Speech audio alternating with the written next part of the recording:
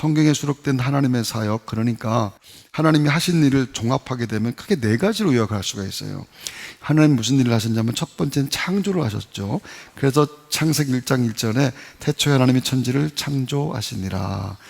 두 번째는 하나님은 섭리를 하신 분인데 온 우주와 세계, 내 삶이 하나님의 섭리 안에서 이루어진다라고 하는 것을 기억하는 겁니다. 우리가 살아가는 모든 삶도 하나님의 섭리 가운데 있는 거야. 내가 결혼한 것도, 아이를 낳는 것도, 내가 직장을 가는 것도, 늙는 것도, 내가 죽는 것도, 이것도 다 하나님의 섭리 가운데 있는 거다. 이것을 인정하는 것이 믿음이에요. 왜냐하면 이걸 하나님이 하신 일이기 때문에 그런 겁니다. 그 다음에 하나님이 하시는 세 번째는 창조와 섭리와 그 다음에는 구원이에요. 인간은 스스로를 구원할 수 없는 제한된 존재입니다. 죄값은 사망이라고 성경이 말씀하는데 범죄하는 인간은 죽을 수밖에 없다, 이렇게 아주 분명하게 못을 박았어요. 그런데 예수 그리스도를 믿음으로 구원받는 길을 만드시고 우리를 구원의 길로 인도해 주신다. 이게 성경의 말씀인데 누구든지 저를 믿으면 멸망치 않고 영생을 얻게 하려 하심이라. 그래서 이게 조건 없이 주시는 하나님의 구원하심의 은혜예요. 네 번째는요, 그 하나님이 하시는 일은 심판하시는 일이라고 얘기해요. 하나님은 심판하시는 분이시다. 아주 분명하게 그렇게 말씀하셨어요.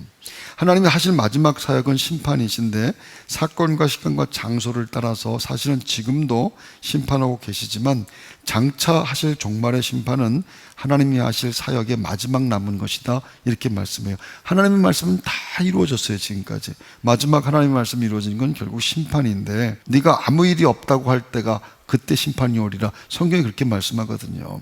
하나님 계신 것과 살아계심을, 그리고 하나님께서 하시는 사역도 우리가 그대로 믿어야 되는데 그대로 믿는 것이 그게 믿음이고 그것만 믿음이라고 하는 것을 기억해야 됩니다. 그래서 오늘 본문에 보면은 그러므로 너희가 그리스도와 함께 다시 살리심을 받았으면 위의 것을 찾으라. 그러니까 네가 만일 예수 그리스도를 믿는다면 그러면 꿈을 가지라, 비전을 가지라, 그런 말씀을 하고 있는 거예요.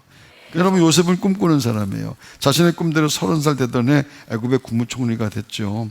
그런 단 한 번도 내가 내 꿈을 이뤘다, 나는 성공했다, 이렇게 말하지 않았어요. 여러분, 요셉이 갖고 있는 절망이라고 하는, 유혹이라고 하는 게 뭔지 아세요? 요셉이 무슨 유혹을 받았어요?